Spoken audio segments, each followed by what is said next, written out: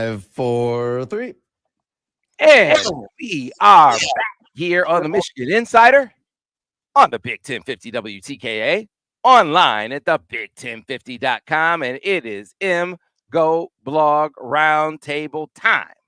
Brian Cook, Seth Fisher, Craig Ross are in the building, and it is USC week. It is new quarterback week. We're going to have Brian Cook be an offensive coordinator today. Oh, no. God. OCBC. Oh, no. It's OCBC time. That's right. OCBC is going to tell us how he will put together a game plan for Alex Orji. I'm going to say OCBC. How would you craft a game plan for Alex Orji moving forward? How would it look? Well, how should it work? How would you craft it, OCBC? So we've seen this year, Georgia Tech versus Florida State. We saw it when Scott Frost brought his Central Florida team to Michigan, and they out-hit Michigan, of course. We've seen it, the modern version of what Rich Rod was doing. You get a lot of threats to both sides of the field, and then the quarterback can threaten vertically with his legs. You get, a pretty steady dose of just your base runs, just inside zone, power, and you use the quarterback either as a runner on some of those to get an extra blocker or to hold the defensive end outside. You run some belly stuff, you run a bunch of waggle in the flat, and then you bring out some of the old, 2006 era spread and shred stuff. We used to call this inverted veer. It's now called power read across college football, where it's basically just you run a power, you leave the play side defensive end unblocked, and you threaten to get outside with him. Michigan ran that last week. It was Khalil Mullings, or was that against Texas? I think it was against Texas. Khalil Mullings took the outside option and got in space against the safety, but wasn't Donovan Edwards, and got chopped down for 3 yards. My concern is that they didn't commit to this over the course of the offseason. I'm sure they did some of it, but to do this, to do it well, to be able to read defensive ends consistently, to be able to ride mesh points long enough when they're square and they're playing it solid, is something that takes a lot of practice. And, I know Michigan was trying to get Alex Orji to the point where they thought he was a good enough passer to be the starting quarterback at Michigan. And there's only so much time that you have. But given the switch to Davis Warren late in the year, given what we've seen from the Warren offense, where I don't think he's kept on his own read once this year, and given just kind of the vibe that we got when they made that switch, where it was like, maybe Michigan doesn't actually want to run like a Rich Rod offense. Maybe they just want to keep running what they used to run. I kind of think that this isn't going to go as well as I might hope, but that's what I would do. Brian, I have a question. It seemed like, maybe I'm wrong, that split zone evaporated a bit from the offense. And last week we ran some split zone, and I wonder if we may see a little more split zone in bluff, what Al Borges calls bluff, where this might be particularly suited to Orji and something that they have practiced on obviously a lot in the past. I mean, is that something that you would view as plausible? Yeah, I mean, the interesting thing is that they were running on a split zone when Davis Warren was out there, and it was effective. And one thing that I think makes it effective, particularly for Michigan, is that split zone blocker is usually going to be Max Bredesen, who's your best guy. Yeah. He is your best run blocker flat out.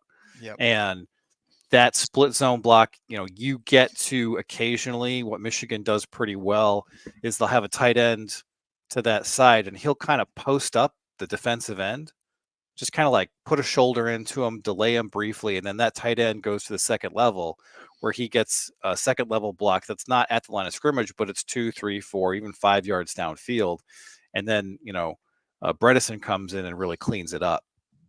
And that's something that I think is going to be effective for Michigan, even without Alex Orji. I think that was Michigan's best base run play against Arkansas State.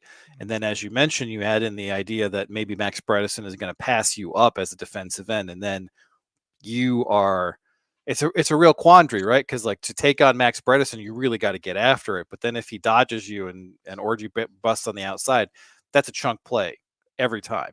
So I do think that will be a frequent occurrence. And then for me, like we saw some screens last week. We saw the tight end screen that they threatened all last year. They threw it a couple of times. We saw a couple of flare screens. One of them was 3rd and 18, but whatever. It's a situation where if you're not going to be able to threaten vertically that much, you got to threaten horizontally. And then what we did see from Alex Orji late in that game is he got a wide open receiver deep. And I think he overthrew him a little, even if Fred Moore doesn't slow down there. Yeah. Like I think that's like a diving layout attempt, best case scenario. But that's not that far away. And I think of all the things that a quarterback like Alex Orji can do, those opportunities where he's going to have a guy who's wide open because your run play suddenly turns into a pass play and you're 11 on 11 and those safeties are creeping. Like all he has to do is like just lay it in there. And I don't know if he can do that, but those plays where you saw, Denard Robinson floating it to Roy Roundtree, who was open by 10 yards, those will be on the table if Michigan really applies the pressure on the ground game 11 on 11. Now, open question whether they're going to do that, whether they're comfortable doing that, whether they have the polish to make that happen, whether they will even be able to threaten enough against the USC defense that is a Power 5 defense that, we saw the Texas game, right? Texas was able to leave 2 deep safeties back. They mentored us the whole game, and that's why there were no deep shots, because Michigan couldn't apply the pressure on the ground to make them creep their safeties into the box. So a lot of questions, but I'm interested to see what happens. It's I think it has more upside than we've seen so far this season. I'll say that. Yeah, you asked great. That was a great question, Craig. First of all, you absolutely will see more split zone with Alex Orji in the game. You have to make bluff zones more potent because Max Bredesen or whoever you have as your kickout man on the split zone, he's your bluffer now.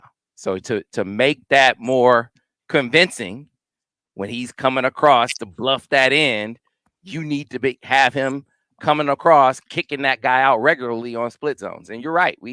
For a while there, a couple years ago, they're running split zones a lot. And then suddenly, not so much. If you're going to have a quarterback that's running a lot of bluff zones, you need to be running split zones to make that bluff zone more effective. And then they ran it last week against Arkansas State, and it was so open that Gio Ahadi didn't know who to block.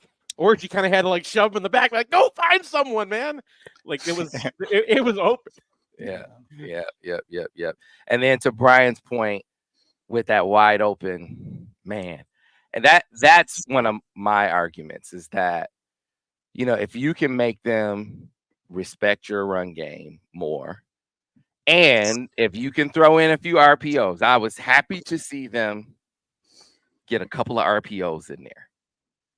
If they could do, 6 or 7 RPOs, and if he can show that he can hit them, and I don't know if he can do so consistently, but if he can show he can do that, they're gonna get some of those looks that they got from Arkansas State, where they're gonna get quarters.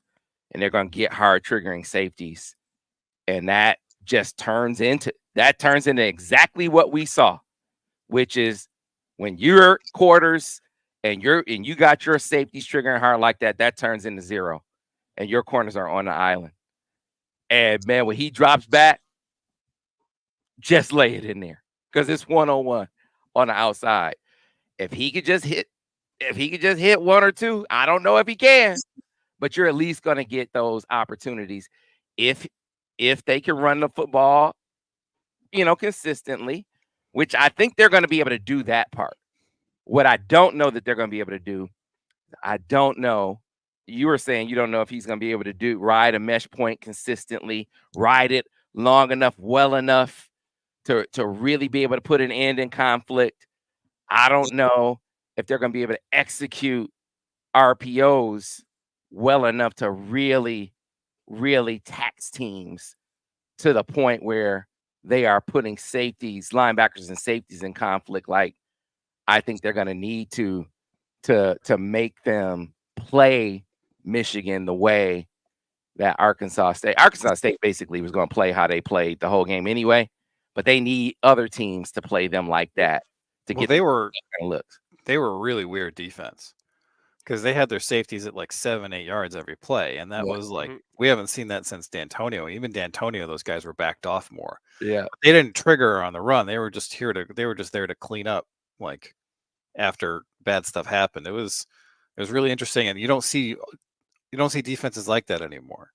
And so that's one thing that I think might be to Michigan's advantage, because there was this moment where, there was Denard and there was Urban Meyer at both Ohio State and Florida, and there were teams trying to replicate that across college football. And that was when D'Antonio quarters was at its absolute peak, because against those kinds of quarterbacks, against guys who can move the ball on the ground but are a little iffy passing the ball, that was perfect.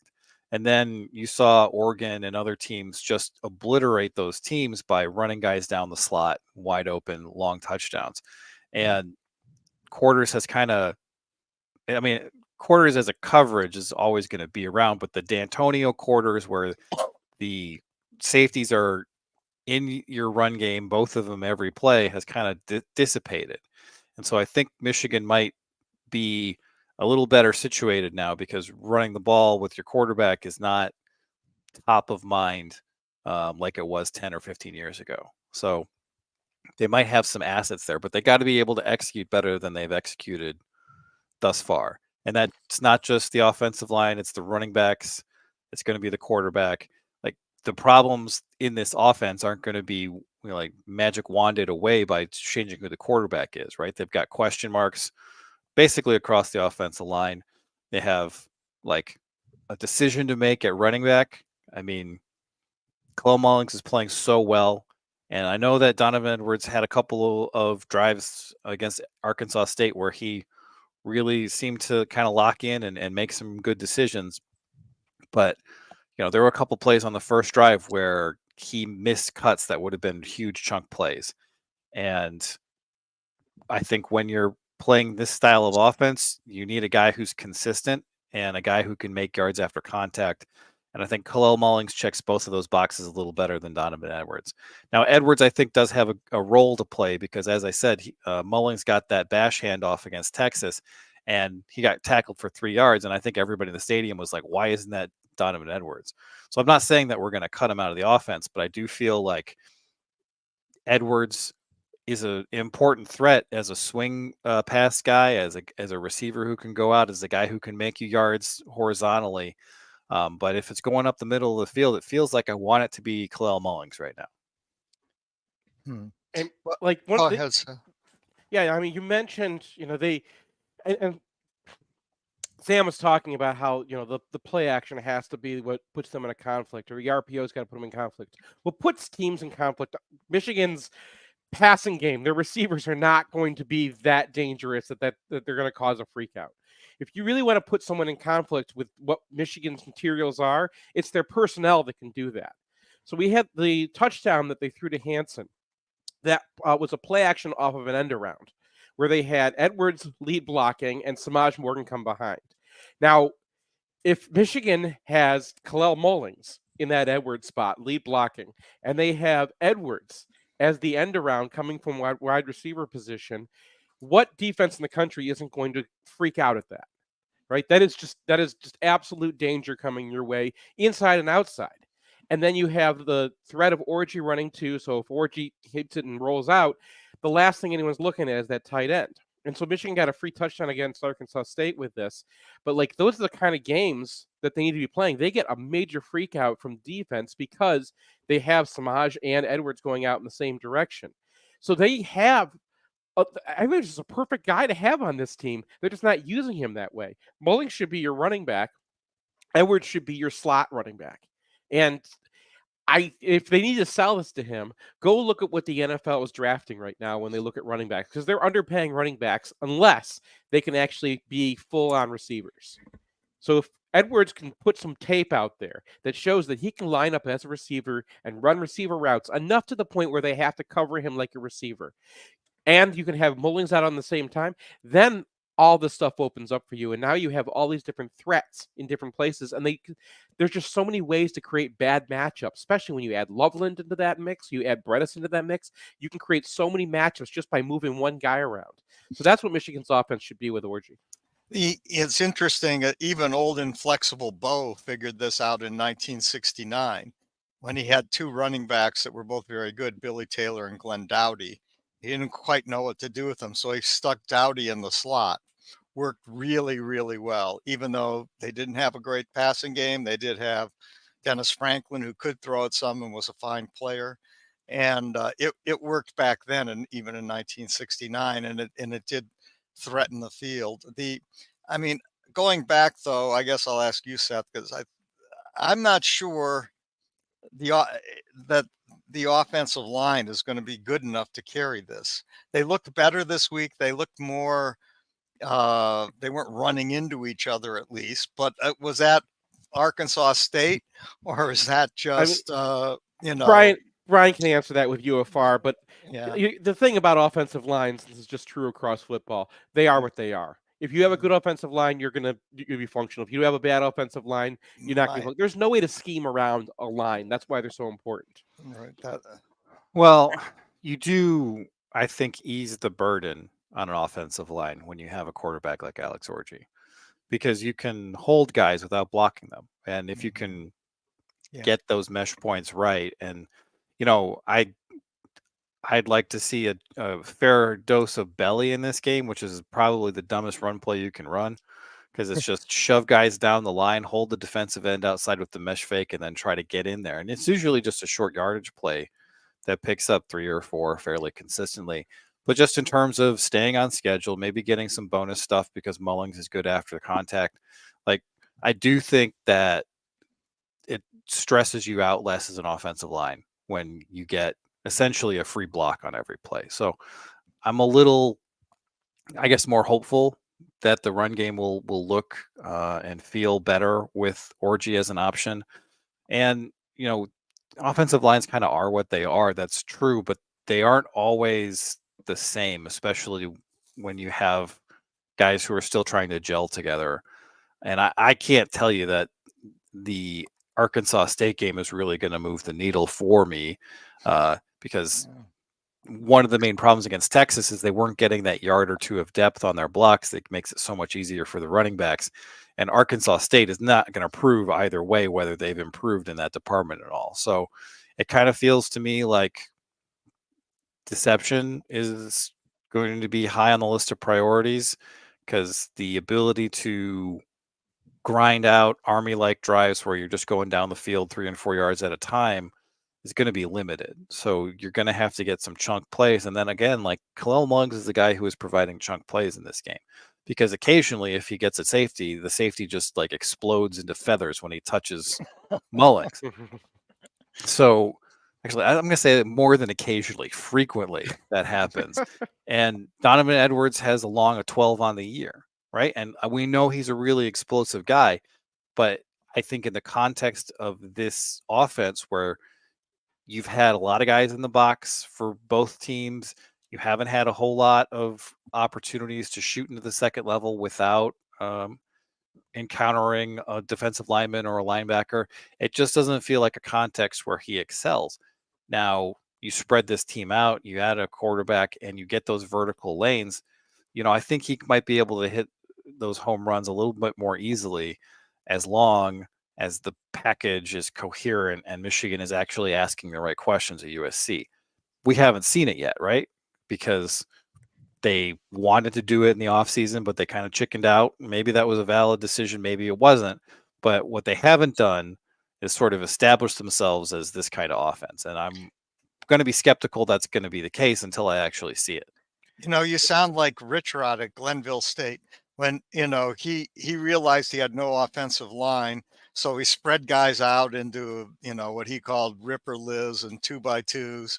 And then he didn't block the backside end. And then his comment was, and then we got 5 guys who get run over slowly. and so Well, he tried to compensate for not having, you know, a great offensive line by spreading the field, not blocking and reading a guy. So, well, you know, you know, Borges made an interesting point, and I think it's applicable here. He said, you know, when we had Denard at quarterback, we didn't see a lot of pressures. He said, man, they saw a lot of mush rush because teams were deathly afraid of Denard scrambling.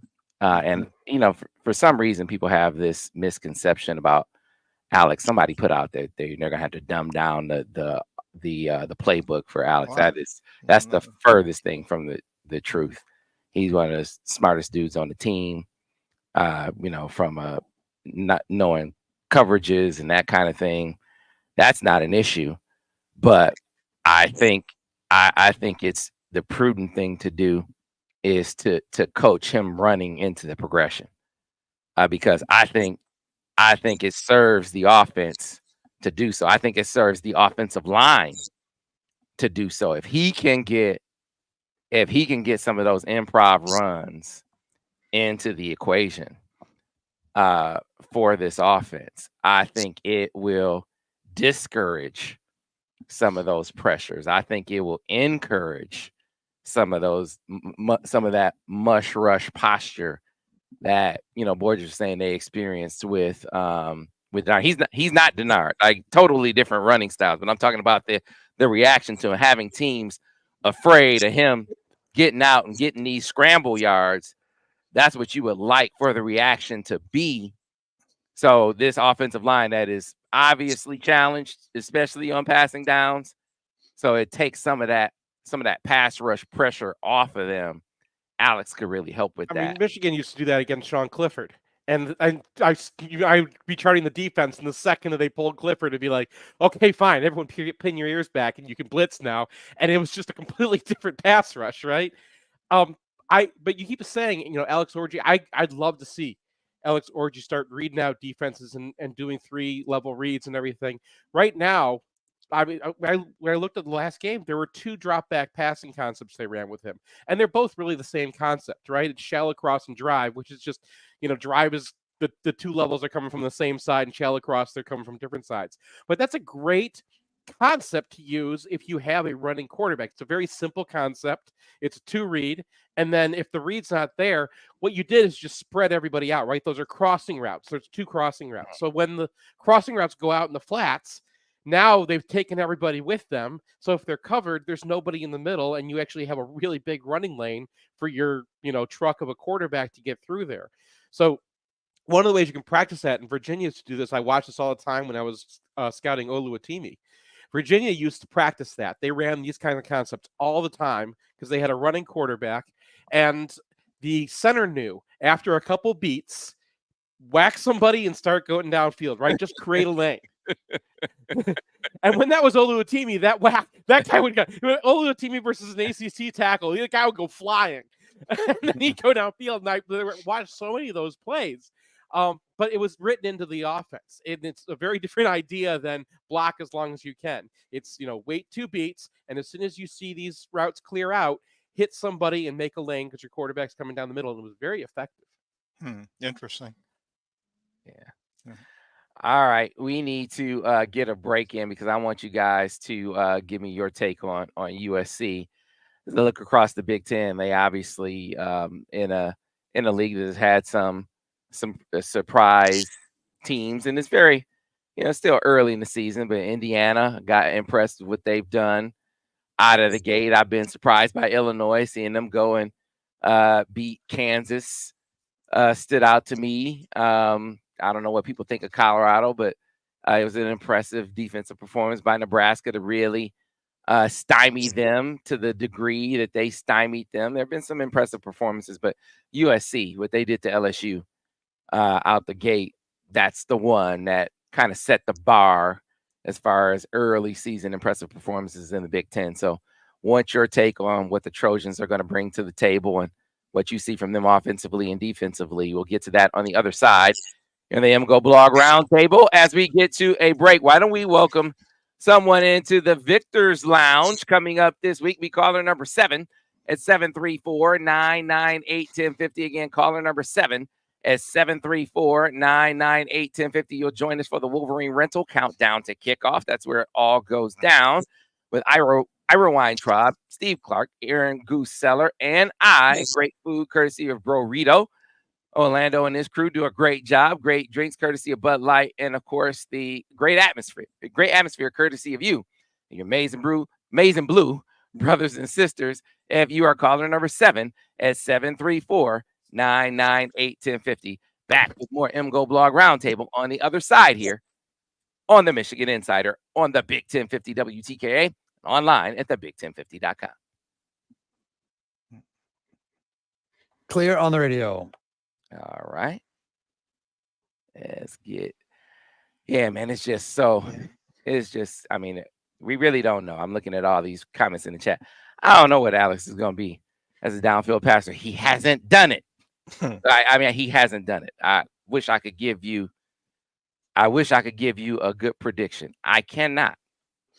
Well, yeah, I mean, you're saying he can read out. He's the smartest guy on the team. It's just they have not run a single down, like they've not run a single NFL concept with him yet. And that's fine. You can run an offense with a running quarterback without it, but all I can tell you is what he's done, what he can do on the board, like what he can do it, like when they put him on the board with coverages and what is this and what is that and what he can do on the screen and that kind of thing. Now, when it comes to being on the field and being, I don't know. I've one downfield pass. I think that was a miss. I mean, we haven't seen it. Yeah, well, the one downfield pass to Fred Moore wasn't that bad. I mean, but that was a play action pass. Yeah, the play action passes I consider almost be part.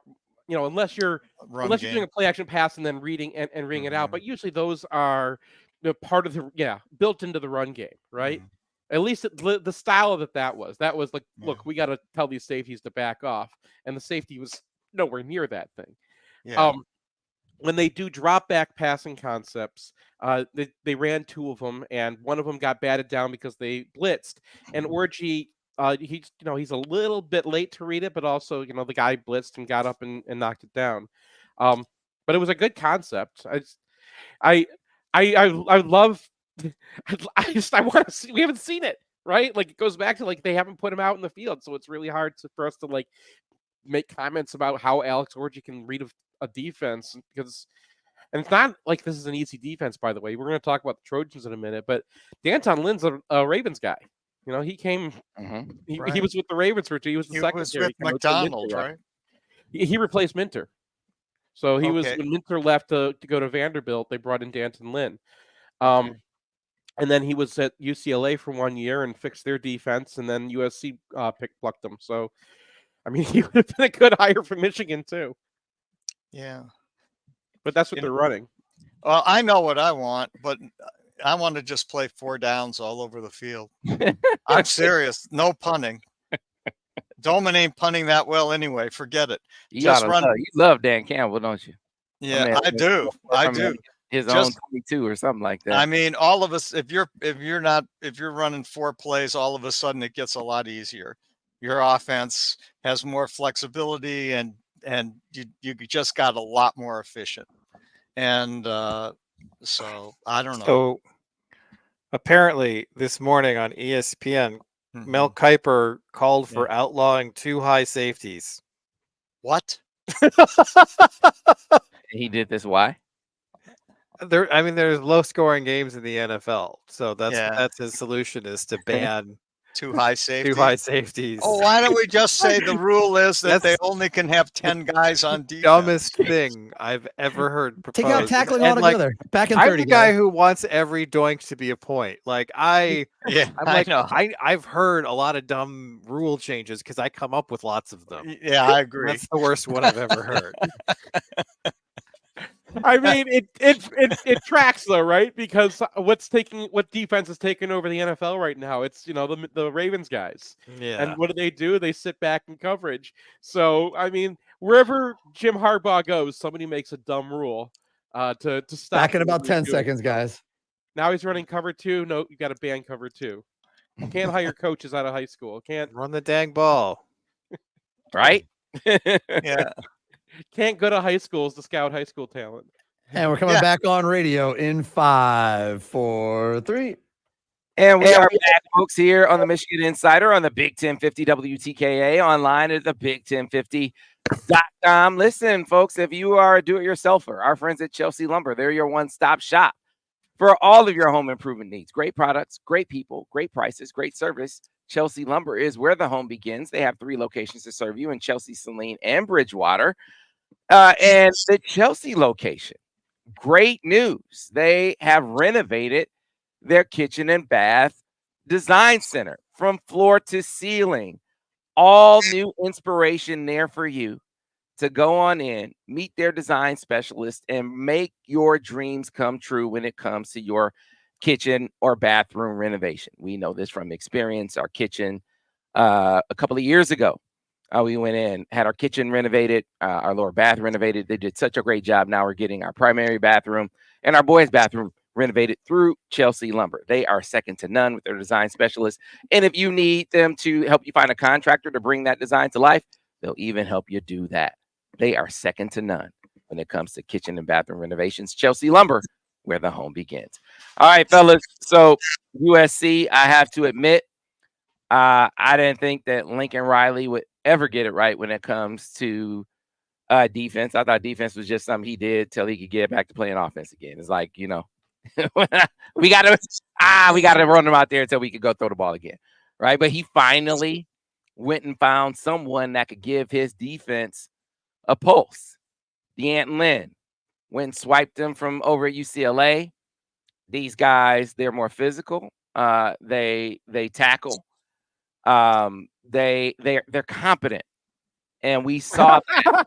I mean, seriously, what's the difference with USC's defense this year? Well, they're competent. Didn't they look incompetent last year? Yes, they look like they never learned how to. It looked like they didn't know how to tackle.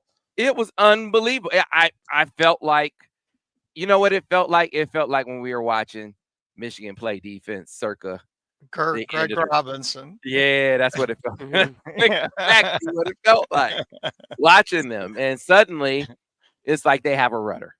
So it completely changed the complexion of, you know, the Big Ten and certainly the outlook for Michigan's schedule. And now USC comes in here as the favorite. So I'll start in reverse order, start with you, Seth. When you look at, let's start with the USC defense, because I want to spend more time on the USC offense. You look at this USC defense, tell me what you see, and do you find it beneficial? I mean, is it really an advantage that this seems to be they're from the Ravens tree? Is that an advantage you think that it should be somewhat familiar for Michigan? Probably. I mean, they're not running as complicated stuff as they installed at Michigan, especially in the coverages. But they've simplified things to a degree where they have a lot of athletes that can go out and play. They got a lot of transfers. I think everybody on this defense, except for the field cornerback, is a transfer. Now, one of them is like a transfer 2 years ago, but most of them are like brand new guys. And they've got several of last year's starters on the bench. So even the guys they returned couldn't play. So they got a couple guys from Vanderbilt on the defensive line, and it looks a little bit patched together. But I mean, it was impressive against LSU, and they were in the right spots, and they made reads really hard. That's what this defense is about, right?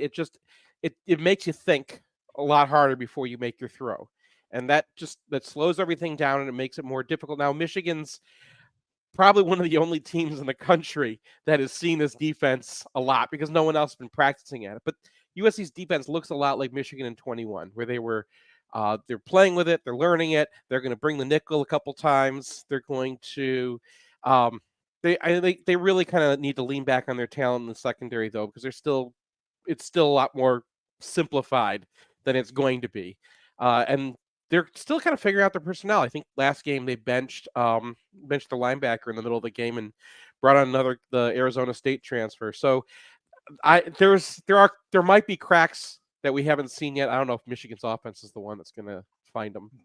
Yeah. Well,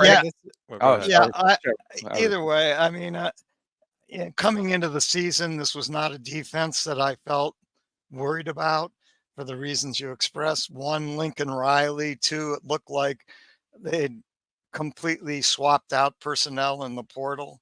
And those two things put together didn't sound like it would be something that would really challenge the Big Ten or Michigan. And but yet here they are. They played a pretty good game against LSU.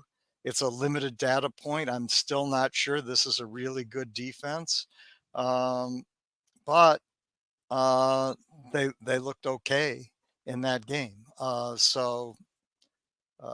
Guess The LSU win has we'll not see. aged as well, by the way. You Yeah, watched their game against South Carolina. The yeah. SEC reps kind of walked Yeah. LSU to that win. They sure did. So I don't know, but to me at this point, it's problematic as to how good the USC defense is. They might be okay. They might not be okay.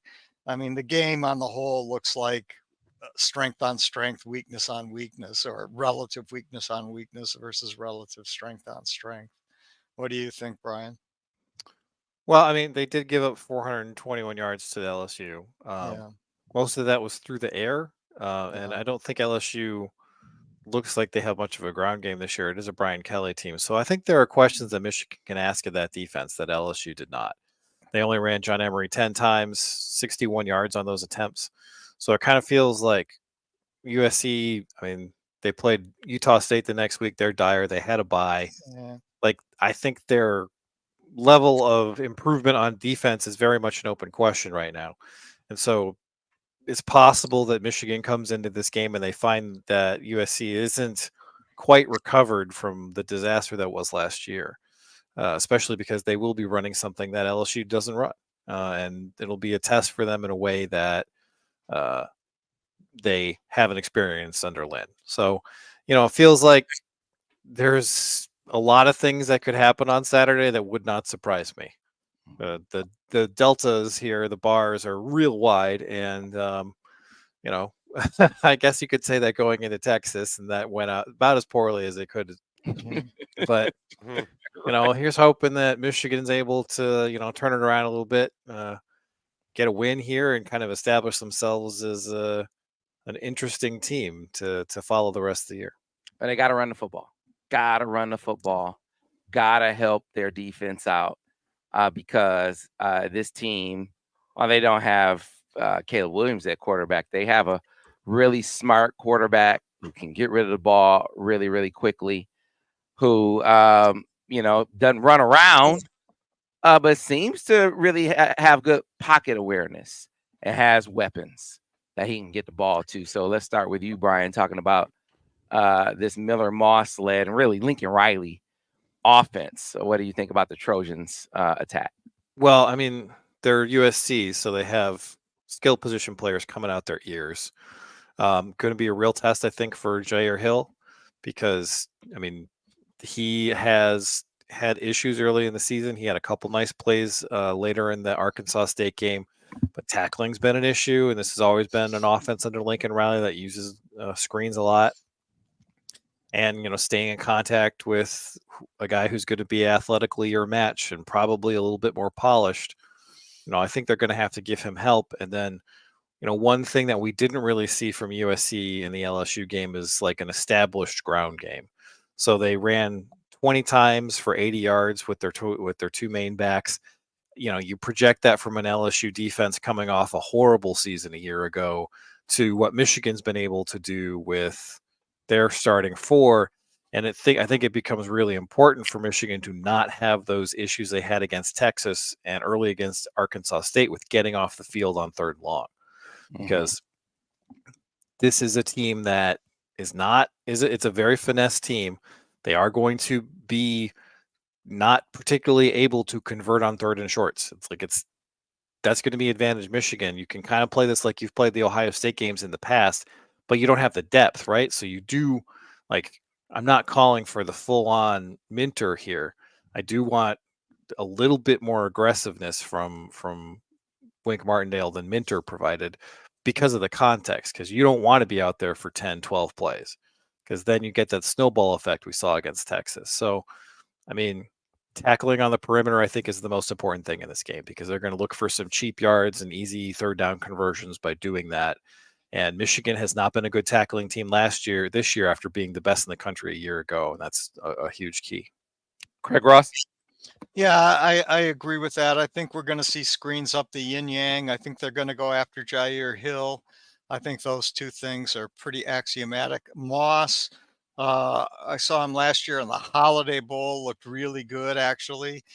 He's certainly not the scrambler athletic type that the guy last year was. What's his name? Williams. But what's his name? Williams. Yeah. And but he can Who was throw that the ball. Bush guy? Yeah. But he was really good also, I thought, in the LSU game. He gets rid of the ball quick. I'm not sure he's the kind of guy that you can really disturb with pressure too much because the ball's going to get out. And so yeah, it's going to be tough. It's going to be tough for Michigan, I think, on the defensive side. We know where they're going. They're going after Jair, and they're going to throw the ball out on the screens. It's funny how Brian and I have kind of flipped a little bit on our because I was preseason. I was like, yeah, let's let Wink blitz a little bit more just because of who our personnel are. This game, sit back. Lincoln Riley is probably the best in college football at making things look like other things. His screen game is not just screens and not just perimeter plays. There's screens that look like power. There's screens that just he's so good at, they pull the guard one way and then the speedster goes the other way, and they have so many weapons. And really what it comes down to is Miller Moss, if you give him cover one, he's going to see Kyron Hudson in double coverage, and he's just going to throw it, and that guy's going to come down with a fingertip throw, right? Yeah, I'm almost scared of Zachariah Branch. That guy too, yeah. I mean, you put him in space versus our tackling this year. I mean, Jair Hill struggled as a tackler, and Zachariah Branch, he's a monster returner. He is he's going to have a heck of an NFL career. He's just he's a weapon. And then way down the line, they got Jacoby Lane, who's just a great big receiver. And when they want to take him off the field, they got Deuce Robinson, who's 6'6" and still runs like Jacoby Lane. So this is a major new challenge, talent-wise, in the receiver position. I think when you talk about how USC is really going to move the ball, you give them one-on-one opportunities. He can throw the ball to those receivers, and they're just going to make plays. So I would sit back. I would let them play their games up front. Like, okay, Lincoln, tell us where you're going, and then we'll react and make them move you down the field and double up those receivers. Play your Ohio State games because what is Seth? What is USC's offensive line like this year?